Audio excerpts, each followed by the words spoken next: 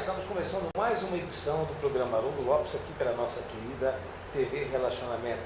E hoje eu estou com uma pessoa muito especial, é um profissional que todos nós admiramos e muitos de nós também às vezes quer até um pouco de distância. Eu quero sempre estar próximo dessas pessoas porque eu adoro a profissão desse amigo que já estive com ele em outros programas e que hoje nos dá a honra de conceder a entrevista, o comandante Wagner Leite. Tudo bem, Wagner? Tudo bom, André? Muito obrigado por ter aceito o nosso convite. Eu que agradeço o convite. Eu estou vendo que você está bem, tá saudável. Estou bem. E ainda voa hoje ainda, né? Vou hoje ainda. Vai sair daqui e voa hoje. O Wagner Leite é comandante, pilota helicópteros há quanto tempo, Wagner? Há 28 anos. Aeronaves também? Aeronaves também. Estou na aviação desde 89. Comecei a voar em 91. Ah, é? Aliás, até a primeira pergunta que eu queria fazer. Quando eu vi o seu cartão, eu vi o helicóptero. O brevet, é brevet também? Sim. Ele serve tanto para pilotar helicópteros e aeronaves, ou você tem que ter cursos distintos? São distintos. É habilitação para helicópteros. Existem algumas categorias de helicóptero monomotor, bimotor e até por peso. E no caso de avião, é outra habilitação específica para avião, que é monomotor, multimotores e outras categorias que vêm acima, que é de motores a reação, enfim. Bom, que você é um apaixonado por aviação, isso eu já sei e está estampado aí no seu rosto. Agora, o que eu também sei, que se eu não me engano, e o Wagner vai confirmar aqui, me parece que aos 60, 65 anos, um piloto comercial tem que, queira ou não, deixar de voar os jatos comerciais. Isso é verdade? É tabu? Não, é tabu.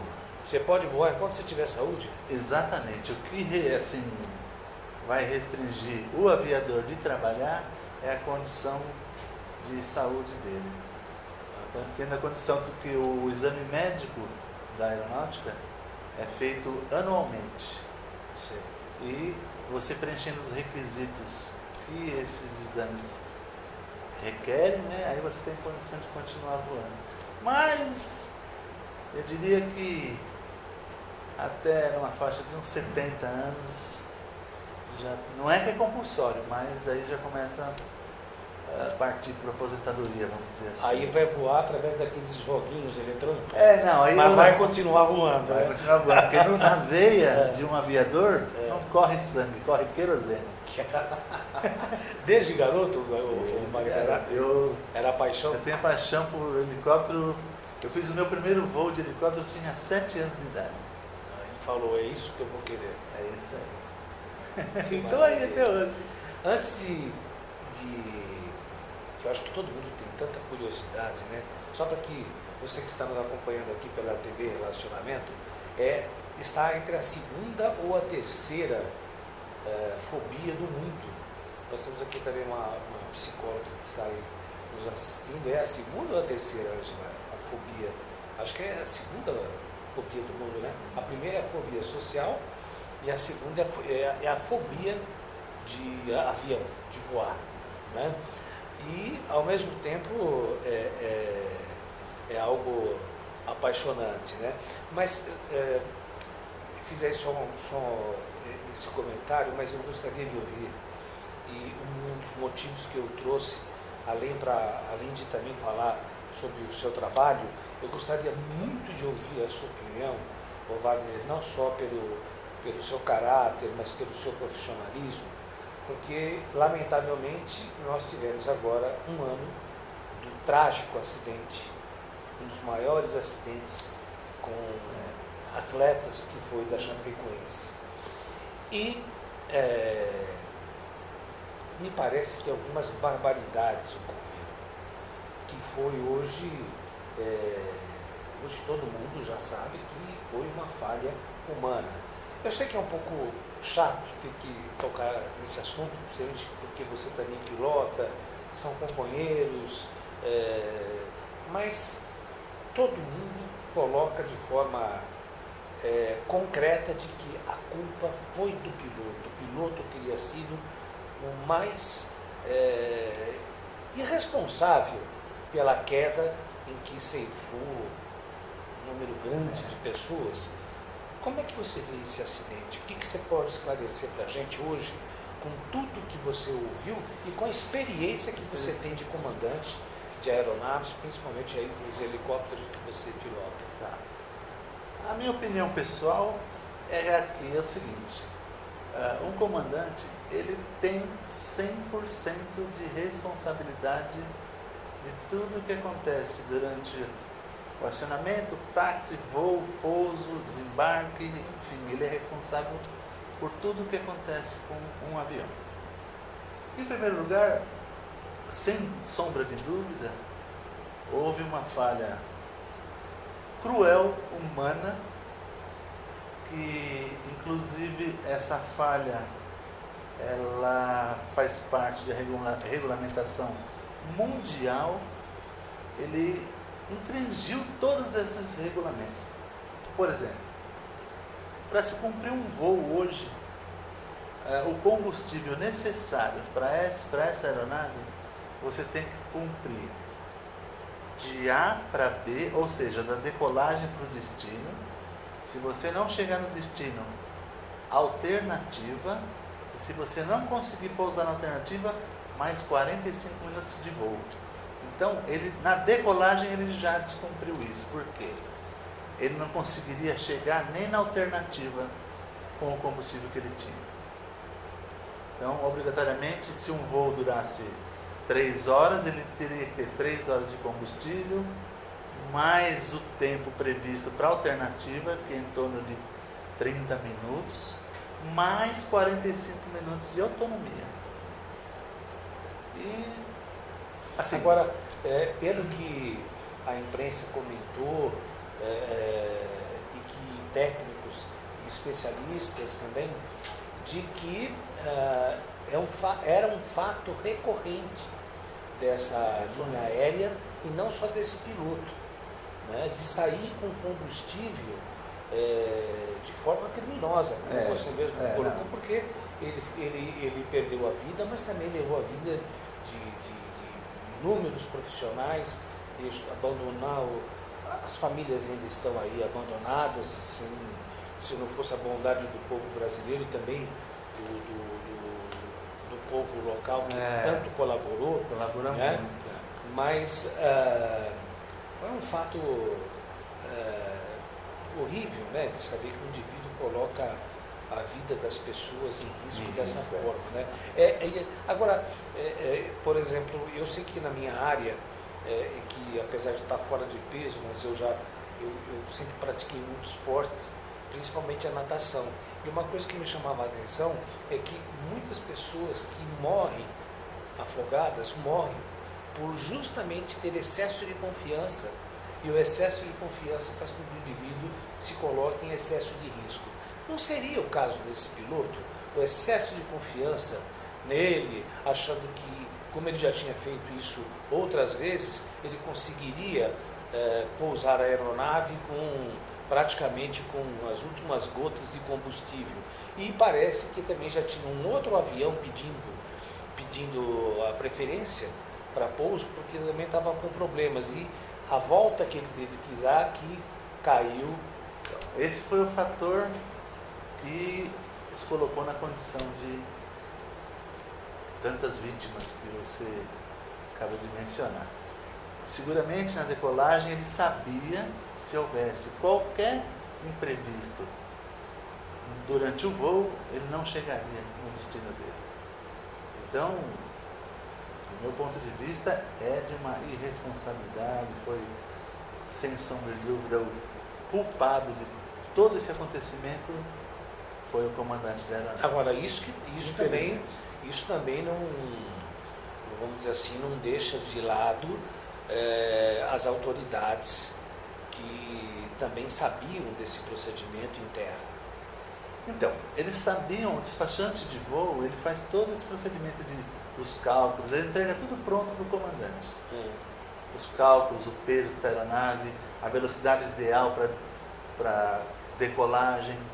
Atingiu a V2, ele puxa, o avião tem que sair do chão. Então isso tudo é calculado. Então eles sabiam que estava limitado. Porém, ele tinha uma possibilidade de fazer um pouso no meio do caminho para reabastecer. Um pouso técnico, que a gente chama.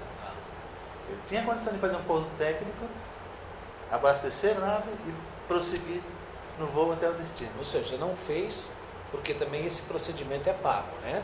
Você Sim, no pouso isso técnico, você tem que pagar Isso a aterrissagem, a decolagem, né?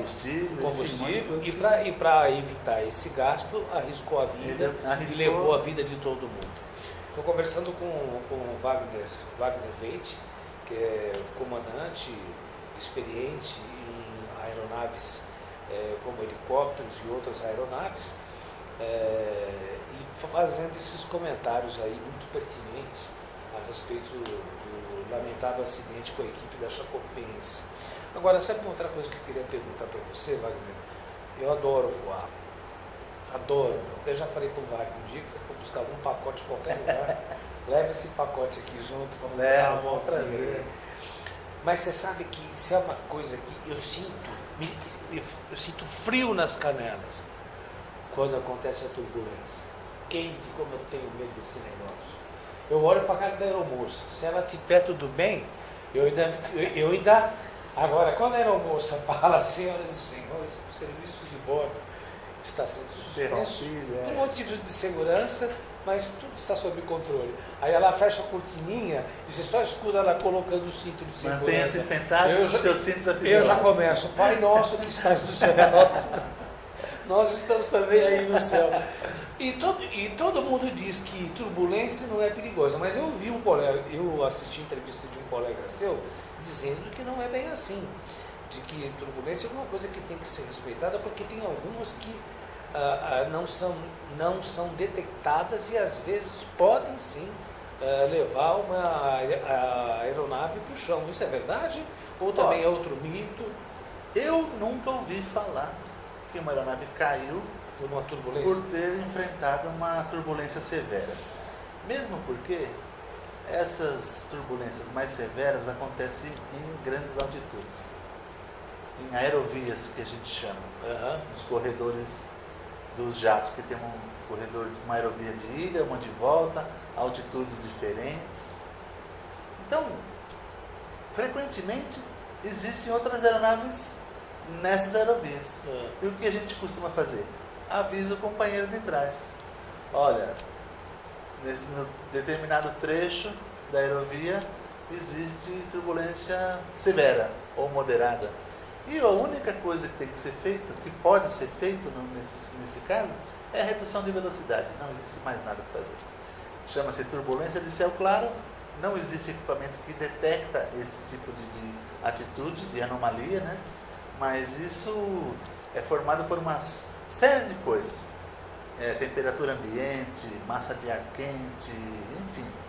Agora que eu já vi, graças a Deus, pela televisão, não estava dentro. Já vi turbulência, gente mostrar, gente descer do avião, mas assim que parecia um polonês branco de medo. Eu me assustei em Nova York com uma decolagem. Tem cara que bate a cabeça lá em cima, meu. Com os compartimentos da a ideia é de que vai quebrar. Bagagem caindo, não, mas ele é projetado para isso. A aeronave só não foi feita para bater. Se bater, desmancha. Agora, turbulência, excesso de... que tudo tem limites. Se é especificado lá no manual do fabricante que a velocidade para um Boeing é Mach 92, que é quase a velocidade do som, ele suporta além disso, muito além. Não muito, mas tem uma margem muito boa de tolerância. Então, no caso de turbulência também, ele é projetado para isso. É previsto acontecer essas coisas. Então, você que vai viajar aí, entendeu? Você que vai pegar um avião, pode ir eu sei que aqui no estúdio já tem 2 pessoas que vão pegar avião esses dias aí. Entendeu? Pode ficar tranquilo. Balançou, é normal. Deixa o café chacoalhar. Não tem problema não. Não tem problema. Olá, meus amigos, eu quero falar com você. Você mora em condomínio, condomínio vertical, condomínio horizontal? Você se preocupa com a sua segurança? Hoje eu estou aqui com o Fábio Fagosi, que ele vai dar um recado para você. Preste atenção. É isso aí. Hoje, você para ter mais segurança no seu condomínio, condomínios pequenos, vamos colocar 40, 50 apartamentos, você tem que colocar o VIU, Virtual Humidity. É um controle de acesso totalmente remoto, onde os porteiros não se encontram no local, eles estão numa central remota controlando o seu condomínio. Que maravilha. Isso dá muito mais segurança. Porque hoje o que acontece? Se um bandido vai assaltar um condomínio, e ele prefere assaltar um condomínio porque tem muitas residências, muitas casas, uma em cima da outra no condomínio, quando ele adentra no condomínio, ele rende quem? Ele vai render o porteiro. Rendeu o porteiro, ele já assalta logo 40, 50 lares de uma vez só. Agora, render uma máquina, render uma central é diferente. Fica muito mais difícil, né? Porque uma central remota com vários controles, filmagem, câmeras, protocolos de comunicação, supervisão constante dos nossos operadores, porque ainda mesmo assim existe um operador remoto numa portaria remota. Ela só não está no local, mas ela está na distância. E é verdade que os proprietários têm uma redução de 70% com a folha da portaria? Impressionante. Você consegue em 10 anos economizar mais de R$1.200.000 com portaria virtual remota. Você aumenta a segurança, a agilidade no processo de entrada do seu visitante no condomínio, porque muitas das vezes, com o nosso sistema virtual, temos portaria virtual e remota, ele já recebe uma senha de acesso que é liberada pelo morador. Ele chegando no condomínio com o horário pré-agendado, já digita a senha, o sistema libera as portas desse visitante. Olha, digitou a senha expira, não serve mais para nada. Mesmo se tiver alguém observando sua senha por trás, não vai ter acesso, porque a senha expira e o sistema inclusive liga para o morador, dizendo que sua visita acabou de chegar. E temos um sistema também de delivery. Você vai de uma pizza.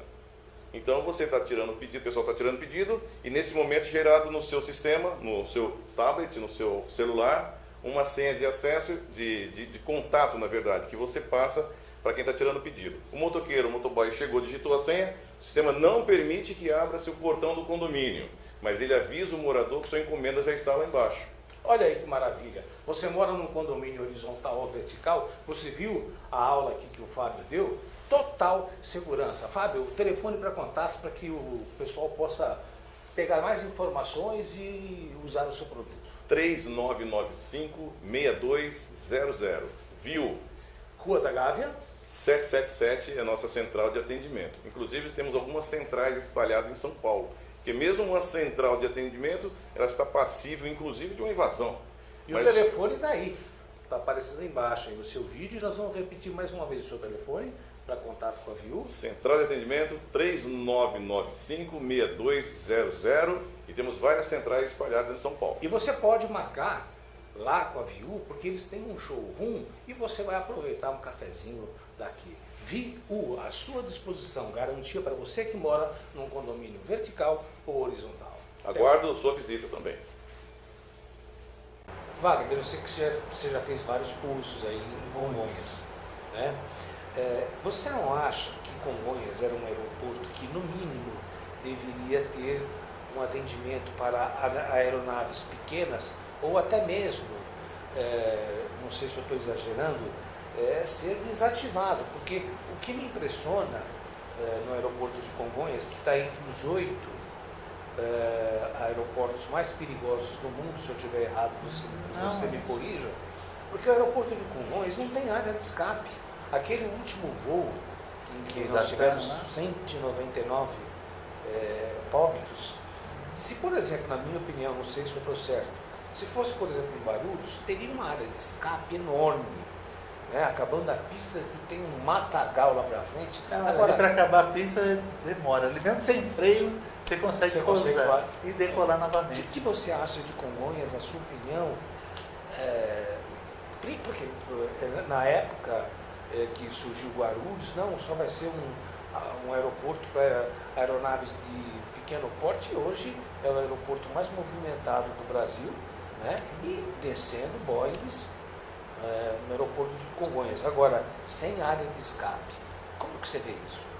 Então, eu vejo que é um aeroporto que foi inaugurado em 1959 e não cresceu 1 milímetro. E a aviação o mundo evoluiu, cresceu muito. O tamanho, a potência, enfim, em todos os sentidos cresceu muito a aviação mundial. Eu também acredito que seja impossível de, vamos dizer assim, fechar Congonhas nos próximos anos. Eu acho que isso não vai acontecer. Até pela facilidade, não temos espaço físico para mudar esse aeroporto. Mas não deveria ser um aeroporto para aeronaves pequenas? Porque uma aeronave pequena, acho que ainda tem pista. Agora, se você segurar um 747, sei lá... 800, 737, 800. Nossa Senhora. É um avião que toca na pista quase 300 km por hora. Para você parar do outro lado tem que ter espaço. É calculado, tem espaço, mas é como você mesmo é limitado. A aviação cresceu e o aeroporto é a mesma coisa. Não evoluiu nada. Assim, porque você veja, né, os dois, principalmente esse último acidente, a área de escape que ele encontrou foi a Rubem Berta, né? Então, ele pousou numa condição totalmente adversa, a pista estava molhada, ele comeu 30% da pista, então ali a turbina não responde no tempo suficiente para poder efetuar uma nova decolagem. É tudo calculado, com peso, vento, tudo calculado, a pista que você precisa para pousar, desde que você pouse, toque no lugar certo. Ele, por algum motivo, ele avançou 30% da pista e fez falta para ele no final. Quando ele atacou os motores, o motor esquerdo explodiu, porque o ataque foi muito violento. Apesar de existir controlador, limitadores, enfim, uma série de coisas, o motor esquerdo explodiu, foi o que levou ele a... E não adianta, a turbina não tem resposta imediata. As turbinas, ela tem um retardo, ela tem potência, porém tem um retardo. Quando você acelera, ela leva uns 20 segundos para começar a reagir, para você sentir essa reação que você solicitou dos motores. Eu estou conversando com o comandante Wagner Leite, ele que é profissional, pilota dos helicópteros, aeronaves. Ô Wagner, como que você viu essa história aí recente, aqui em Congonhas, de um drone que ficou ali brincando ali, porque só pode ser uma pessoa ou de má índole, ou então um piloto frustrado, mas que desviou, me parece que o aeroporto ficou praticamente 2 horas com problemas, devido a um cidadão que colocou um drone ali passeando ali em Congonhas. Os drones mais sofisticados, com certeza isso é um problema para a aviação, porém calculado. A ANAC proíbe o voo de drone próximos aos aeroportos. Existe uma área que restringe a entrada de drones, que os pilotos de drone conseguem burlar esses sinais que coíbem sobre o voo do drone. É uma coisa muito séria. Eu acho que realmente pode causar algum problema grave, assim como os balões. Mas olha, eu vou tocar os balões, nós podemos evitar com punições mais severas. Mais severas para o drone também. Para o drone também. Para os pássaros não, que entram nas turbinas. Agora, aquele Airbus que pousou no Rio Thames com os 2 motores apagados, porque ele pegou um bando de pássaros e apagou os 2. O pessoal fala que de vez em quando eu coloco meus entrevistados numa saia justa. Então você não vai ficar sem essa situação. Todo aeroporto tem um cone de segurança, né? Sim. Eu vou poupar o nome, mas é uma casa de... Enfim, é um prédio. Sim. É um prédio que está aqui no cone de segurança de Congonhas. É o único, né? Que qualquer um leigo em aviação, você olha e você fala, mas escuta, esse prédio subiu não sei quantos andares, e será que ninguém viu? Ou é rota de avião? acontecem umas coisas estranhas, não, né? Então, assim, eu acredito que a construção desse prédio que você se refere, ela foi acompanhada por alguém. Todo mundo Ou viu, não? né? Não, se eu fui modificar a garagem da minha casa, apareceu um fiscal. Ô, o senhor tem alvará aí? Engraçado, Não, né? Uma mas garagem. Agora um aqui- prédio ninguém viu no cone de Nós novo. estamos no Brasil hoje, aqui até. Então você pode ver em todas as redes aí a corrupção sendo de uma forma escancarada, virou uma coisa impressionante. Isso é um fruto de de propinas, de fiscais que se vendem, enfim, uma série de Mas coisas. Porque senão Não, seguramente não subiria. Eu até o diria, prédio. eu concordo com você que aí tem fiscal, até a ANAC, será que a ANAC também não viu que aquilo estava subindo e ninguém toma uma providência? Eu acho que você foi muito feliz quando você falou, infelizmente, nós vivemos num país que tem seríssimos problemas éticos e morais. Agora, É isso aí. não podia deixar de perguntar para você o seguinte, com toda essa experiência de voo, você já passou alguma pane? Já. Conta Já pra tive. gente, como é que foi isso? Eu tive uma experiência com uma aeronave que apresentou problema limalha, porque existem alguns sensores nos motores que ela, pegando uma limalha, ela fecha um circuito e acende uma luz do painel avisando que alguma coisa está acontecendo. Sei. Algum material, algum rolamento, alguma coisa está se danificando dentro do motor. E eu tive esse aviso uma vez, coloquei a aeronave no chão, pousei na oficina, pedimos para retirar o motor, chamei um técnico do fabricante do motor e ele me disse que era, porque os motores são divididos em 5 partes, que era uma das partes da turbina que precisava ser substituída, que eu discordei dele. Enfim, ele substituiu a parte da turbina que ele disse que era, montou a turbina, os mecânicos colocaram a turbina no local e fizemos um teste ali de 20, 30 minutos e não apresentou nada, ok. Saí para um voo, 40 minutos depois do voo a luz voltou a acender. Aí retornei, pousei na oficina, chamamos o técnico novamente, tirou o motor, desmodulou, ele falou, eram só os rolamentos aqui que precisavam ser trocados. Tá bom, então troca. Trocou os rolamentos, modulou, colocou a turbina no lugar. Saí de São Paulo, fui em Piracicaba, de Piracicaba para São José dos Campos, no meio do caminho o motor blum, explodiu. Explodiu? Não chegou a explodir de explosão. Sim, Ele explodiu, entendi. ele moeu por dentro. Travou. Travou tudo. Era monomotor? Monomotor. Monomotor? Monomotor.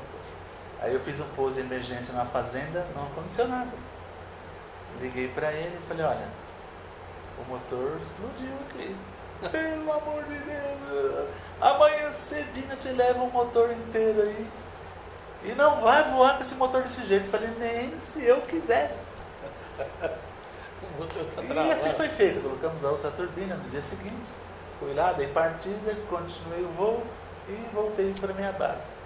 Mas não foi um susto, porque a gente recebe treinamento anualmente. Eu fiz vários cursos de reciclagem nos Estados Unidos que prevê nesse curso, isso é uma das exigências, o treinamento de falha de motor.